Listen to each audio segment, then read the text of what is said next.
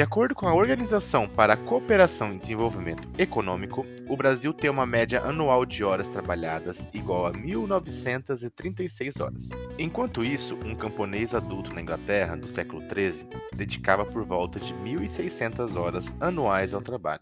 É o que aponta a professora de Sociologia Juliet Score, da Universidade de Boston. A tecnologia avança, mas a quantidade de horas trabalhadas também, o que não significa necessariamente um aumento na produtividade. O que está nos impedindo de viver a tão discutida jornada de trabalho 4x3 e como ela, de fato, pode impactar as nossas vidas?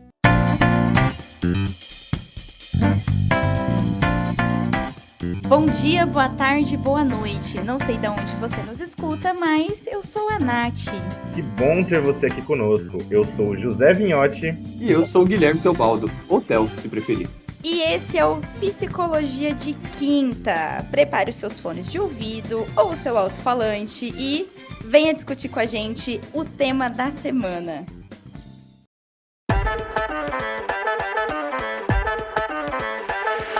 É importante a gente dizer o que é de fato essa jornada 4x3, né? Acho que o nome é bem autoexplicativo, né? Mas a gente vai entrar, acho que, nos termos mais históricos e técnicos também dessa questão. Basicamente, resumindo em poucas palavras, seria uma jornada de trabalho de 4 dias de trabalho e 3 dias de descanso. Ou seja, a semana passaria de 5 dias para 4 dias úteis, digamos assim. E nesse sentido traz muito, acho que a questão também da média de horas, né? Então hoje, por exemplo, na legislação brasileira, a gente tem o teto máximo, né, de 44 horas semanais, com todos os outros direitos trabalhistas relacionados a isso, né? Então temos aí também a questão das 8 horas diárias e tudo mais. A questão, acho que aqui da jornada 4x3 é reduzir essa média de horas para 40 ou até mesmo 32 horas, né? Então, ela objetiva justamente essa redução de tempo.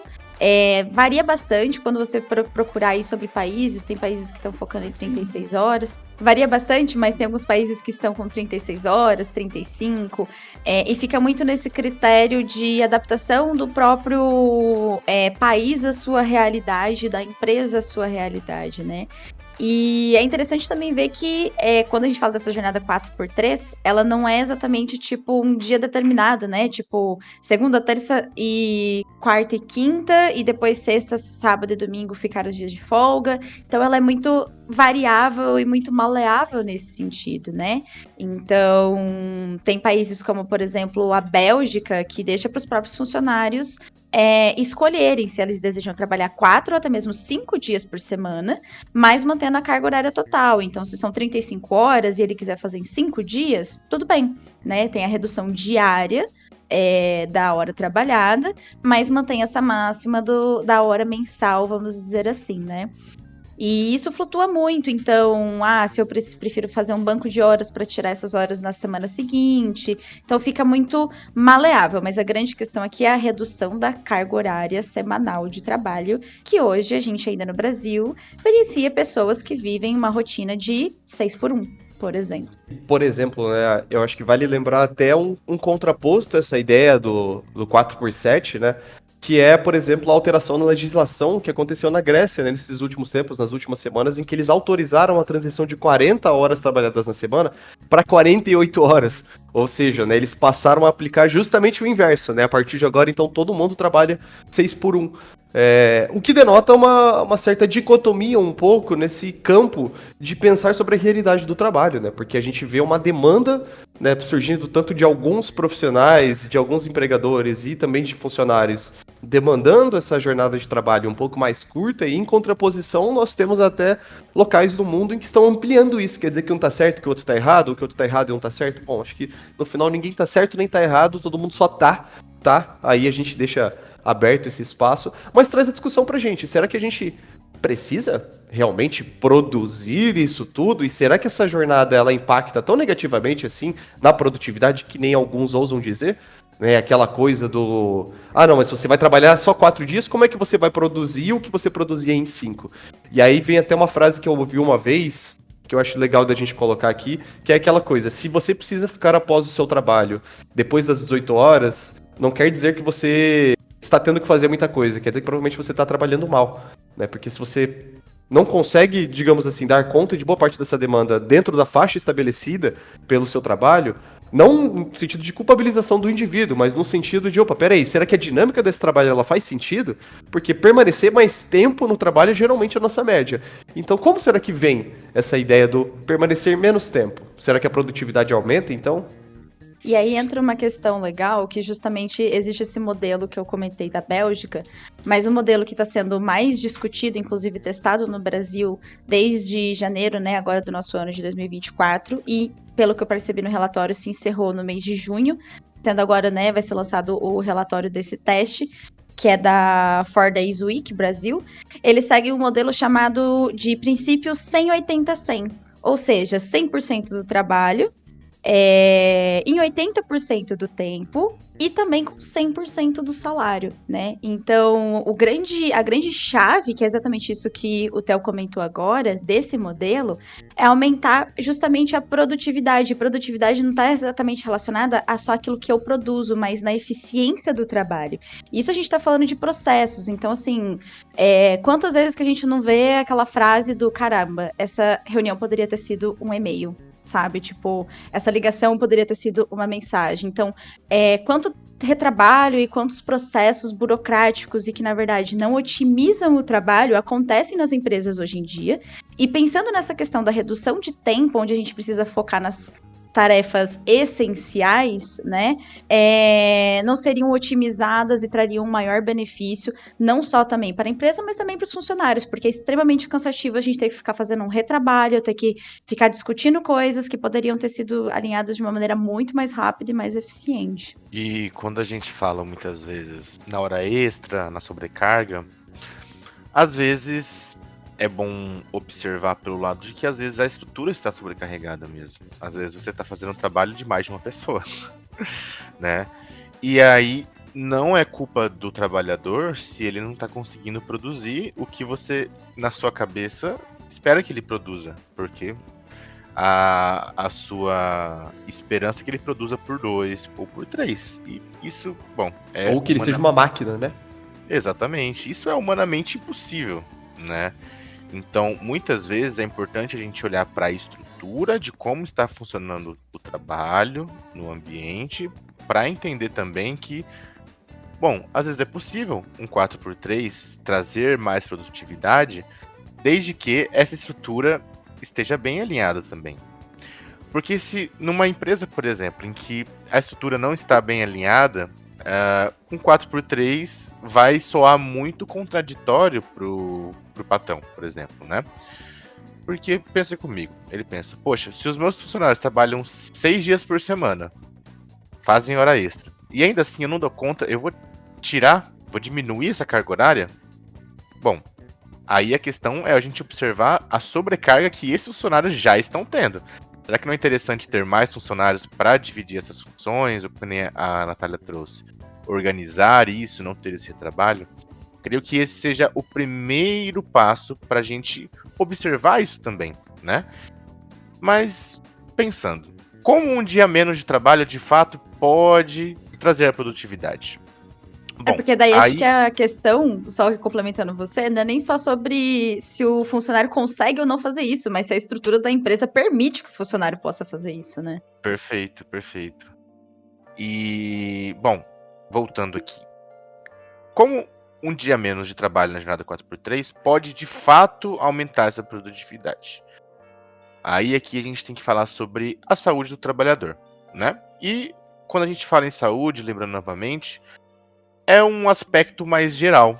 Então, além da saúde mental, emocional, tem a saúde laboral, saúde física, tudo isso, né? Durante esses estudos, né, tivemos alguns dados bem importantes. Então aqui a gente vai falar em porcentagem, acho que para exemplificar melhor, tá? Vamos lá, vou abrir a citação aqui. Após 3 meses de intenso planejamento e preparação por parte das empresas, os resultados parciais são animadores. Diminuições significativas no sentimento de exaustão, Olha só, 64,5%. Muita coisa, né? Frustração, 56,5%. E desgaste emocional, 49,3%. Redução de 62,7% no estresse do ambiente de trabalho. 28,6% não mudaria de emprego para trabalhar 5 dias por qualquer valor que seja, e mais de 50% dos participantes relataram melhorias na capacidade de cumprir prazos, angariar clientes, executar projetos e estimular a criatividade, entre outros. É um recorte pequeno, 3 meses, e olha só a diferença que deu na vida dessas pessoas, né? De fato, quando a gente está numa situação muito estressora e num ambiente que causa isso na gente, sempre as saídas para qualquer situação que possa ocorrer, elas são menores do que num ambiente mais calmo e tranquilo, né? Isso se aplica no trabalho também. Então, quando eu estou num ambiente adoecedor, eu adoeço, né? E a doença, não sei se vocês concordam, mas ela é quase que o contrário da produtividade, né? Quando a gente pensa em produtividade, a gente pensa em algo vivo, né? Que se expande, funcionando. E um ambiente adoecedor parece que vai um pouco na contramão disso. Então, quando a gente fala na 4x3 sendo uma boa ideia para aumentar a produtividade e também o lucro dos patrões, olha só, né? A gente chega numa questão interessante aqui. Ganha. Ganha. É basicamente trazer aquela premissa, né? De trabalhar menos, mas trabalhar todos. E eu acho que esse movimento todo, na verdade, ele vem seguindo uma tendência que talvez seja um aspecto dessa geração e de pessoas mais novas ocupando postos de trabalho e também até mesmo posições de empregadores, que é a ideia do levar uma qualidade de vida enquanto a gente trabalha, né? Se você já tem aí na faixa dos seus 20, 30 anos, ou mais 30 anos, você já ouviu aquela ideia, né, de que você tem que trabalhar duro, que quando você é novo é a fase que você tem que se ferrar na vida, e que você vai suar, e que você vai sofrer, e etc, etc. Mas opa, peraí, a geração atual já tem trazido essa pergunta, mas será que eu preciso sofrer? Será que eu preciso me desgastar tanto assim, justamente na fase da minha vida em que provavelmente eu tenho mais condições mentais e físicas para viver? E essa tendência vem, digamos assim, chocando com várias dessas ideias. Então, por mais que a ideia do 4x7 possa parecer um choque para você, isso sim relaciona com a produtividade maior, isso sim está relacionado com uma qualidade de vida maior. Até porque a gente tinha essa expressão, né, do trabalhar duro, tem uma frase que eu gosto bastante em inglês, que, claro, é clichê, é importar termos, mas eu vou pedir uma licença poética aqui, que é work smart, not hard. Né, que é a ideia de você trabalhar de forma mais inteligente, não necessariamente trabalhar duro. Né? Se você pega o mesmo cara para executar uma atividade que ele vai levar 10 horas, mas outro com um instrumento na mão ele leva 4, será que um produz mais do que o outro, porque o outro passa mais tempo? O tempo que a gente destina para um trabalho não é igual à produtividade. A produtividade é sobre a forma. E a humanidade já inventou a alavanca, né? A gente não precisa mais rolar uma pedra de 10 mil quilos com a mão. A gente tem um instrumento para isso, né? Exatamente. Você não precisa pregar um martelo com a mão, sabe? Você tem... Pregar um martelo é bom, né? Pregar um prego com a mão, perdão. Você tem instrumentos para poder fazer isso. Eu acho que a ideia do 4x7 é instrumentalizar o mercado de trabalho para conseguir produzir mantendo qualidade de vida. Até porque também, se a gente pensa em ponto mais pragmático, porque vão ter alguns que vão ouvir esse nosso episódio e vão falar assim, mas e o mercado? E a indústria? E isso e aquilo? Poxa, com mais tempo livre, as pessoas também vão consumir mais. As pessoas também vão fazer o dinheiro entrar em circulação.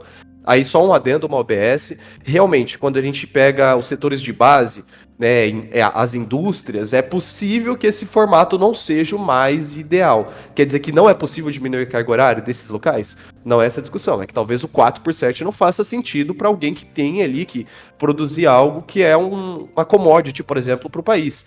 Né, uma refinaria de petróleo não tem como funcionar 4 dias durante 7 na semana, por exemplo. Né? A mesma coisa para postos específicos, mas para a maior parte das funções ou do setor de serviços, isso é plenamente possível. Tanto que já tem pessoas que fazem isso. A diferença é que eles chamam de horário flexível, só que daí a pessoa não te conta que ela fica 3 dias sem trabalhar na semana e trabalha os outros 4. Exatamente. E acho que assim, aí é também a gente tentar achar um pouco de desculpa para não validar às vezes e não testar uma nova ferramenta, uma nova modalidade de trabalho, né? Então, assim, às vezes com E é muito isso que vocês falaram, né? A gente não precisa reinventar a roda, sabe? O quanto de trabalho que é feito hoje em dia que poderia ser resolvido por uma simples ferramenta como. Cara, por que você fica usando uma planilha do Excel quando às vezes já tem um software que é muito mais avançado e faz um trabalho muito mais eficiente, sabe? Então, assim, não investir em mudanças também é ficar travado no mesmo patamar de crescimento que às vezes a empresa tá e aquele setor tá. E assim, se questionar disso não necessariamente envolve, então eu preciso aumentar a quantidade de horas que o meu trabalhador já faz, sabe? Mas talvez eu preciso repensar como esse meu trabalhador de fato trabalha. Então, assim, às vezes eu alocar todos os funcionários no mesmo horário, que nem você trouxe, né? Uma refinaria de petróleo pode às vezes parar, trabalha às vezes 7 dias na semana, mas eu preciso que um trabalhador vá lá 7 dias na semana? Entende? Então, assim, como pensar justamente, e aqui traz um outro termo em inglês, né? Esse work-life balance, né? Esse equilíbrio da vida e do trabalho. Então, a própria empresa precisa trazer isso, não só numa questão de pensar no seu sujeito, mas pensar em si como uma organização. Né? Então, quando a gente traz esse termo, tipo de organização, é porque é um organismo, né? A empresa, ela funciona como um organismo, o Estado funciona como um organismo que conversa entre as partes. E se não tá fazendo sentido, eu preciso reavaliar que isso não está fazendo sentido. Então, que nem aquele dado que a gente trouxe até no começo do episódio, de que um camponês na Inglaterra no século XIII trabalhava 1.600 horas, vamos levar em consideração as ferramentas que esse camponês tinha à disposição. A gente pensar que a gente trabalha hoje quase 1.900 horas anuais no Brasil, com as ferramentas que a gente tem hoje, é algo até estúpido. Na minha cabeça, parece que a conta não fecha, sabe? Não fecha até no sentido econômico. Então, se a gente trabalha tanto e produz tanto, por que a gente não é uma potência, sabe? Então, tem contas aqui que não fecham e a gente precisa daí fazer as perguntas certas para entender essa conta e achar soluções realmente eficientes, sabe? E quando você traz essa questão sobre o equilíbrio entre vida e trabalho, só não percebe quem não quer, porque assim, vamos colocar as condições ideais, que você durma 8 horas por dia. A gente sabe que ninguém dorme 8 horas por dia, mas colocando, acho que números ideais, assim.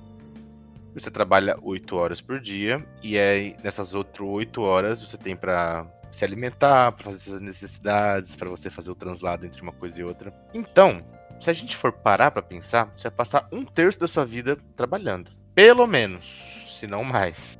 Eu vou trabalhar aqui para viver minha vida depois. Essa frase é uma falácia, porque a sua vida acontece enquanto você trabalha. Então é necessário que o ambiente de trabalho, a jornada de trabalho, ou como a Nath trouxe, o como do trabalho, ele seja saudável.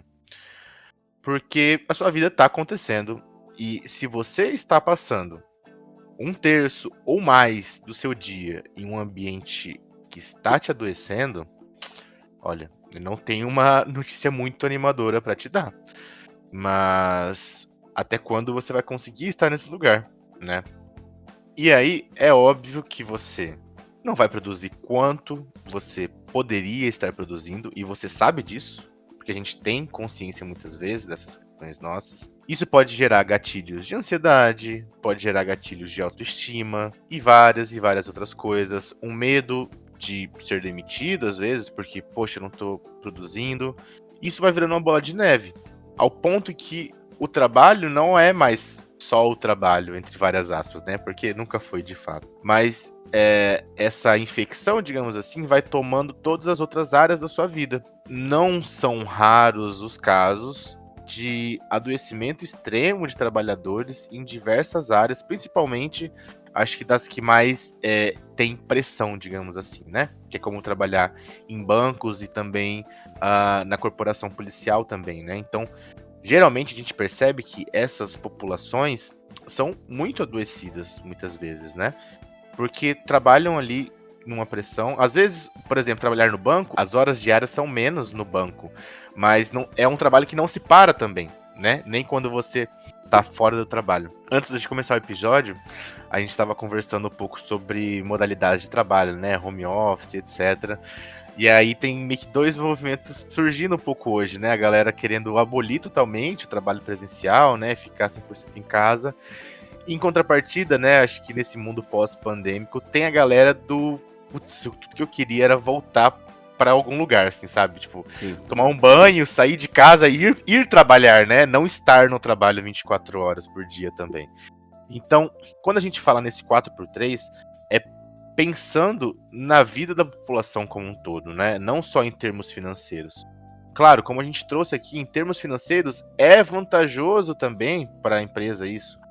Mas pensando na vida criativa dessa pessoa, na vida expansiva, digamos assim, de quem realmente são esses indivíduos, é de extrema importância em que a vida não se resuma apenas a trabalhar e descansar do trabalho, porque eu tô exausto e eu não consigo viver o resto da minha vida. E acho que um complemento do que você trouxe dessas populações, né, que nem sejam policiais, até mesmo médicos, né, que estão nesse ambiente de trabalho que já é mais pesado e que exige muito mais da pessoa, acho que ainda também é aquela rodinha de hamster do adoecimento, né? Então, você tem uma população que trabalha nessas esferas que tem altos índices de adoecimento, o que acaba culminando em grandes índices de afastamento, o que acaba trazendo uma sobrecarga para quem tá ali tendo que cobrir essa pessoa, né? E que essa pessoa daí vai ter uma sobrecarga, vai ficar adoecida, vai se afastar e a gente vai alimentando essa roda do adoecimento, né?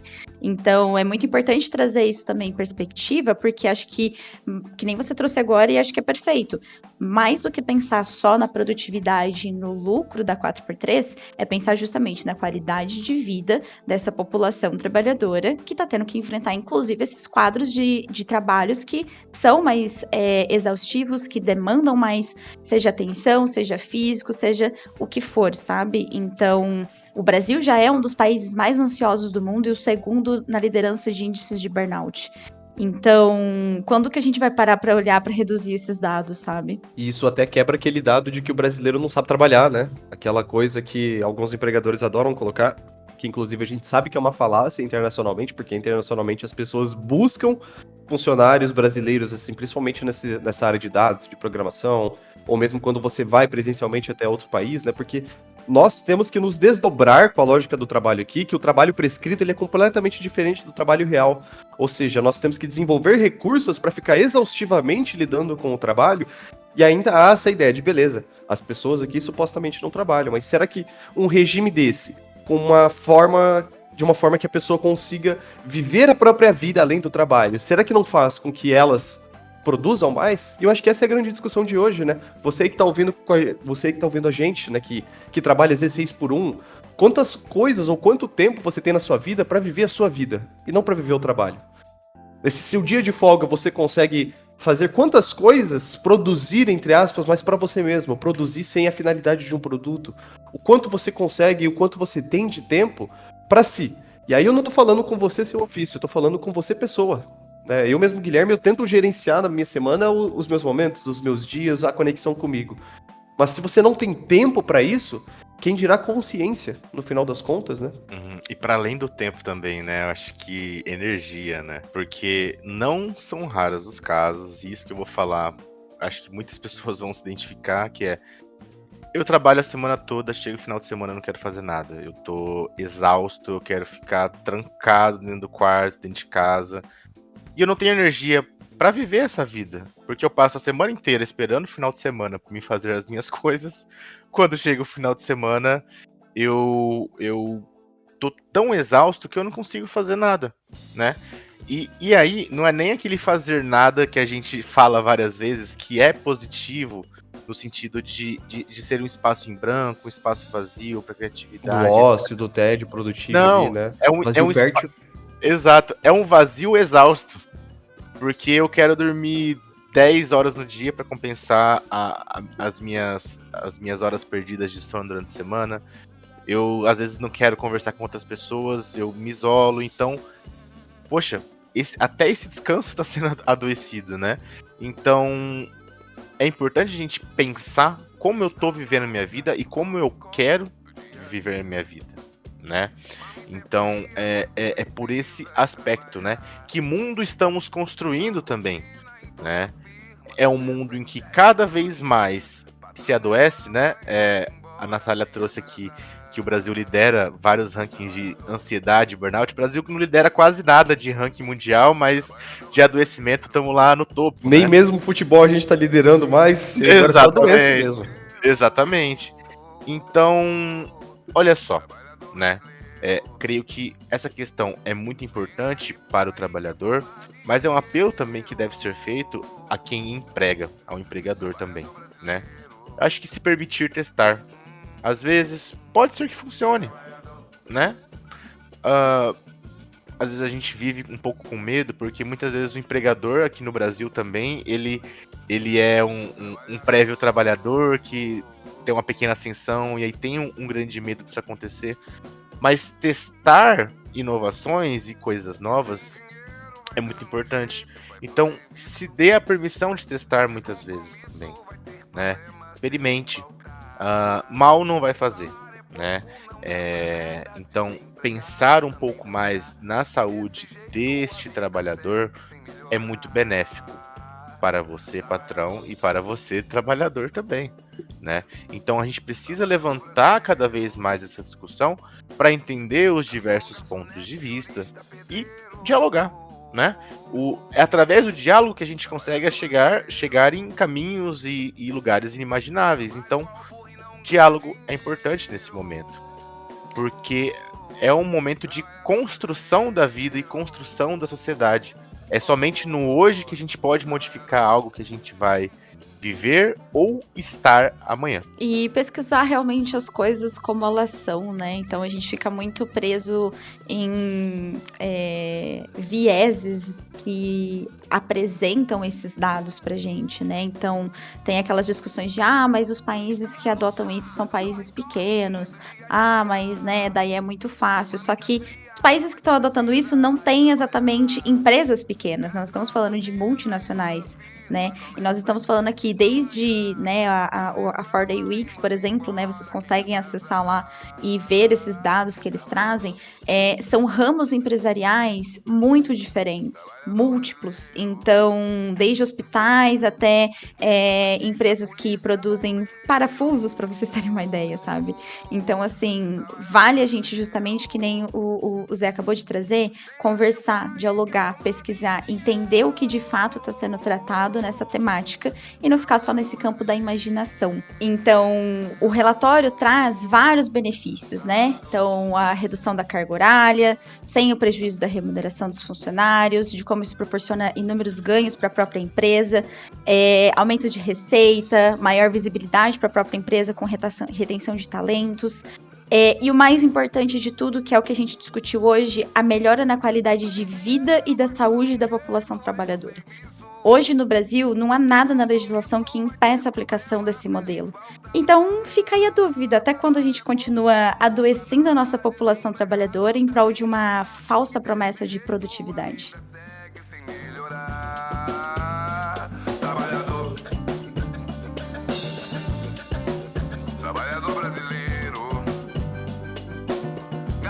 Garçonete, jurista, pedreiro, trabalhador brasileiro, trabalha igual burro e não ganha dinheiro, trabalhador brasileiro, trabalhador.